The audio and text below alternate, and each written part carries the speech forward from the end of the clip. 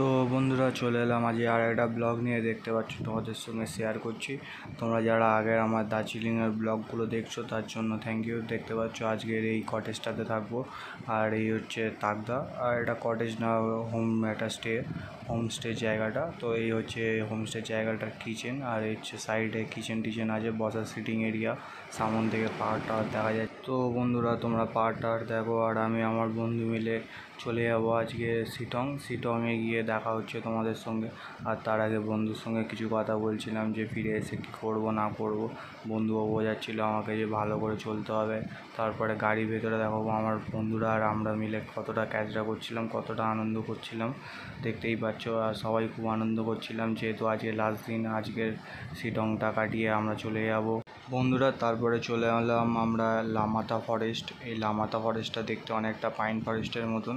তো লামাতা ফরেস্টে আমরা অনেকটা হাইটের দিকে উঠবো, কারণ হচ্ছে তার মাঝখানে নাকি মানে এই পাহাড়টার মাঝখানে নাকি একটা লেক মতন আছে। তো বন্ধুরা আমরা অনেকটা হাইটের দিকে চলে এসেছিলাম। আর তারপরে আমার বন্ধু আমাকে একটা রাস্তা দিয়ে পোকা পড়েছিল সেটা তুলে দেখাচ্ছে। আমি ওকে একটু গালাগালি দিলাম, একটু খিস্তি মারলাম। আর তারপরে চলে এলাম আমরা আরেকটু উপরের দিকে, কারণ যত হাইটে যাব ততই আমাদের অক্সিজেন লেভেল কম হতে থাকবে। তো শেষমেশ পৌঁছে গিয়েছিলাম এই লামাতা ফরেস্টের উপরের দিকে। তো চারিদিকে ভিউ তোমরা এনজয় করতে পারছো।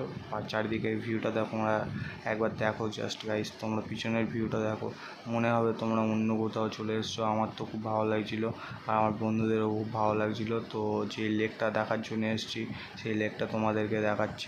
তো বন্ধুরা লেকটা খুব একটা বড় না, তবে লেকটা যেরকম সেরকমই হওয়ার কথা। তো খুব একটা বড় না, সামন থেকে শুরু হয়ে ঠিক আমার পিছন পর্যন্ত শেষ, মানে এই পর্যন্ত শেষ।